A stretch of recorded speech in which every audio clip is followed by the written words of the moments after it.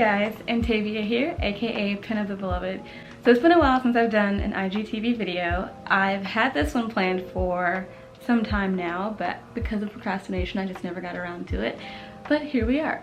So a couple of weeks ago I made a post about how as children we are naturally creative and that there's this natural inquisitiveness that is boundless, and when focused on the right things it can lead to wonder, imagination, and the willingness to try new things without even considering the possibility of failure.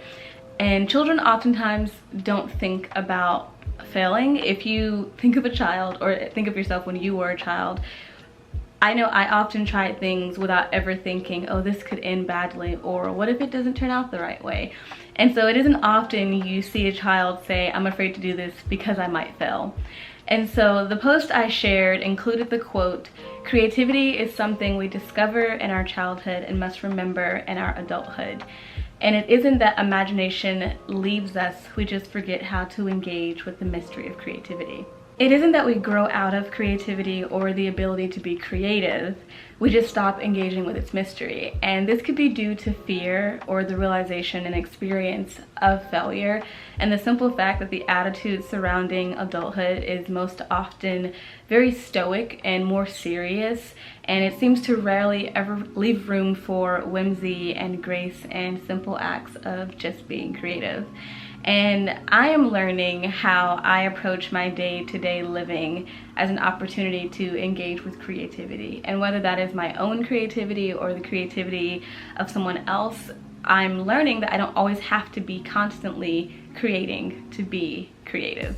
And for me, I engage with creativity by writing, dance, sometimes painting, which is still kind of new to me, but other times engaging in the mystery of creativity can be a conversation with my friends. It is reading the work of other writers, which leads me along a journey of imagination and the beauty that exists in weaving story and creating essays. Sometimes creativity can look like going to a museum. It's looking at art and picking up flowers alongside cracked sidewalks, which is my favorite thing to do. But creativity is a daily action that does require intentionality, and it is by no means too mysterious to be understood.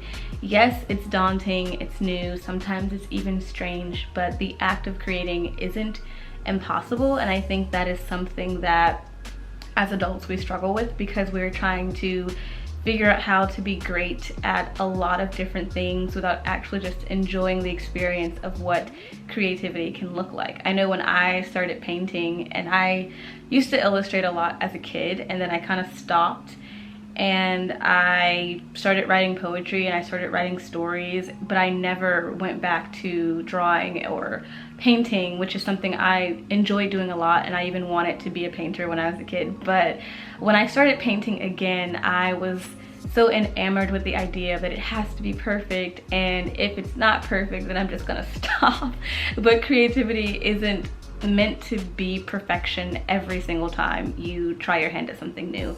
And I think it's important to remember that as adults, creativity doesn't go away and it doesn't end because we have now hit the age of 18 or we're out of college and we've gone to grad school, but it's something that is consistent and something that requires daily intention. Like, I get up in the morning and I have work to do, but I can also read 5 pages of a book, or I can listen to a podcast that is talking about poetry. I can look at my window and look at the trees, which for me is a great motivator for my own creativity.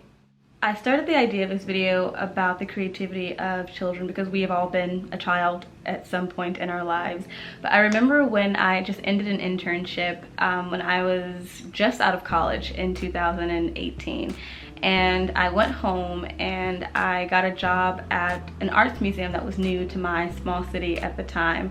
And I literally spent the bulk of my time working with toddlers and 2-year-olds and 9-year-olds, literally watching them paint with bubbles, which is a really cool activity where you mix paint and bubbles and use a straw and like blow onto paper or whatever medium you have, and it was really cool. But the children that I worked with were never super afraid to try. Like obviously if it was a new medium, like if we were using air dry clay instead of crayons, there was a bit of hesitancy. But once they got familiar with the craft we were doing, they would jump like head on into it and didn't think about it. They would just do it.